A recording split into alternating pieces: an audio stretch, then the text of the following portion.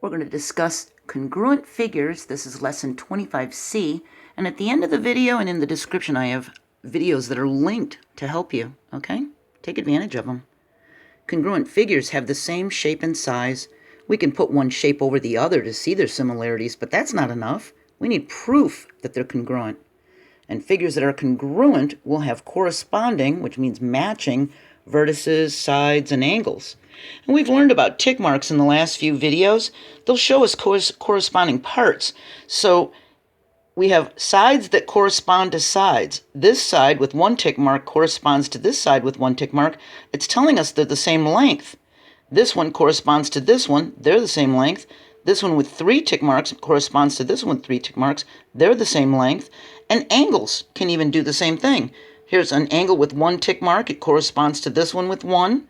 This one with 2 corresponds to this one with 2. That means they're congruent. This one with 3 corresponds to that one. That means they're congruent. But be careful, because 1 tick mark on the side matches the 1 tick mark on the side. See? When you're doing 2 figures, it doesn't mean that that 1 tick mark on the side matches that angle. It's sides correspond to sides and angles correspond to angles. So you might see only 1 tick mark here and 1 tick mark on this angle. It's saying that that one angled one matches that one angled one. That 1 tick mark side matches that 1 tick mark side, okay? So be careful. They're separating angles from sides, all right? So there's 3 rules we can use to prove that 2 triangles are congruent. We can do side, side, side, which tells us these 3 sides are congruent to these 3 sides, so that means those 2 triangles are congruent. We can also do side, angle, side. That's 2 sides and the angle between them are congruent. Sort of like a side sandwich with the angle as the meat. We have a side and a side with an angle in between them. See? Side, angle, side. And they correspond to this one, side, angle, side, so they're congruent. We can also do angle, side, angle. Here we have an angle, a side, and an angle that corresponds to an angle, a side, and an angle. And notice that there's only 1 tick mark on this angle and only 1 tick mark on this side. It's because that one corresponds to that one, and that 1 tick mark corresponds to that one side. See? Angle to angle, side to side. All right? So we have an angle, side, angle that corresponds to an angle, side, angle. And comparing side, angle, side tells us they're not congruent. Look at, we have an angle we have a side that's 2 inches and a side that's 2 inches, an angle that's 90 degrees and 90 degrees. So far it's great, right? But look at the base. It's 5 inches and 4 inches. So these are not congruent because it doesn't correspond with that side. See? The side and angle did right here, but when we got to the other side, it wasn't congruent. Okay? So these 2 triangles are not congruent. Take a look at this one. We can see we've got 1 tick mark on this side, so we know it corresponds to that one. We've got 1 tick mark on this angle, so we know it corresponds to that one. And 2 tick marks here must correspond to that one. See? And that's given. It's telling us that they're congruent to each other. So are triangles PQR and STU congruent? This is PQR, and this is STU. We look at the information that's given, and either in the diagram or the problem, and do we see corresponding and congruent parts? Yeah, we do. Side, angle, side. Side, angle, side. Side, angle, side. See? And when a side, angle, side of one triangle corresponds to the side, angle, side of another triangle, they're congruent to each other. And if this side, angle, side is congruent to this side, angle, side, we know that the last part of the triangle, that these are congruent to each other. They have to be. We've got a 4-inch side and a 3.5-inch side with a 30-degree angle. And if that one has the same traits, these have to be congruent. The last line, see? The last side. Look at these tall, skinny pink triangles.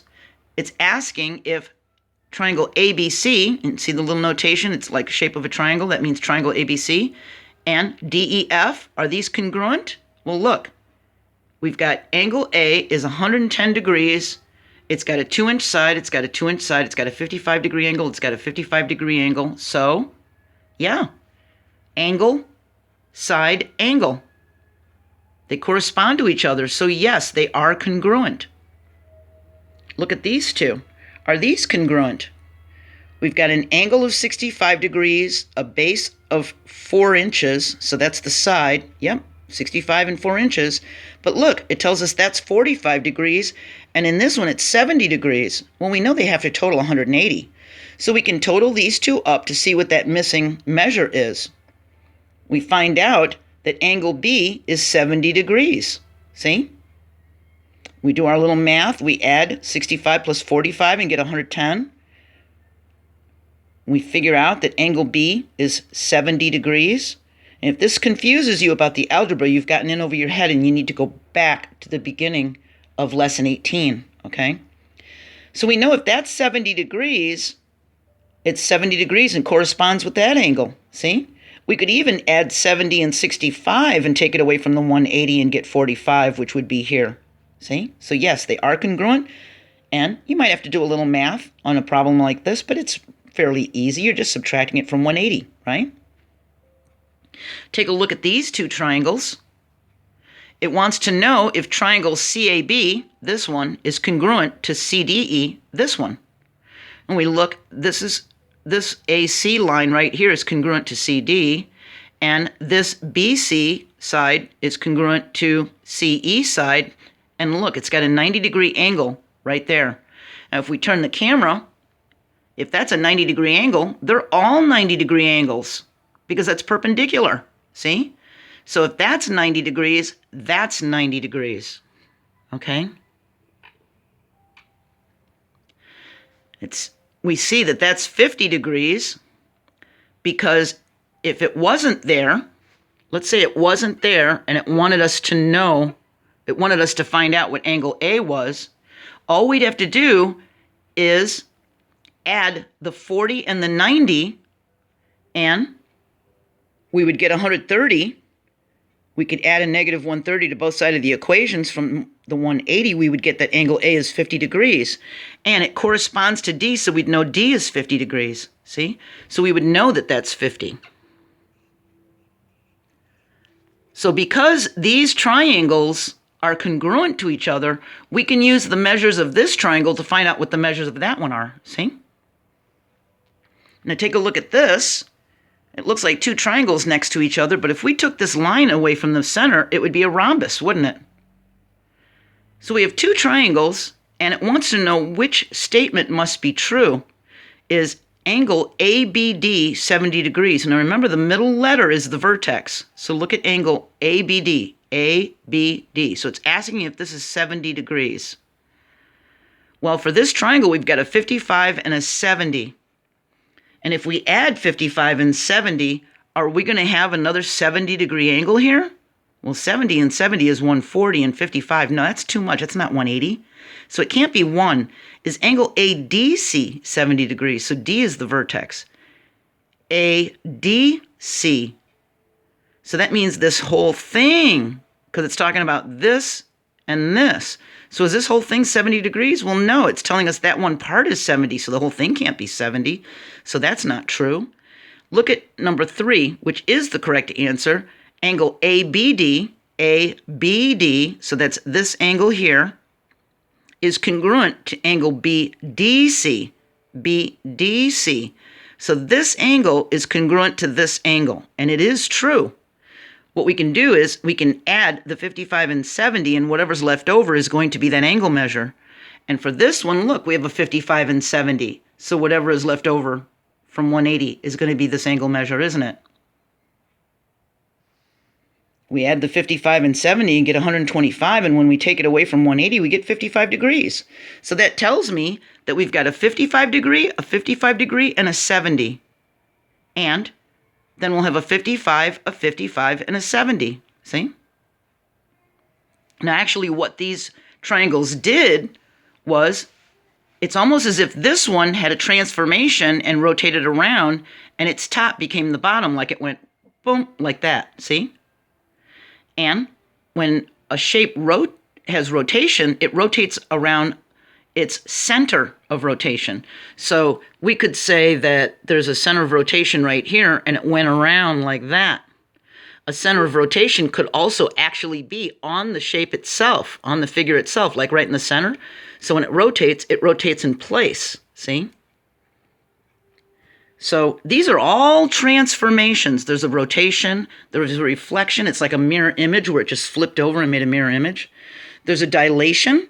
That is where the shape either shrinks or grows, and they're in proportion to each other, and they shrink or grow.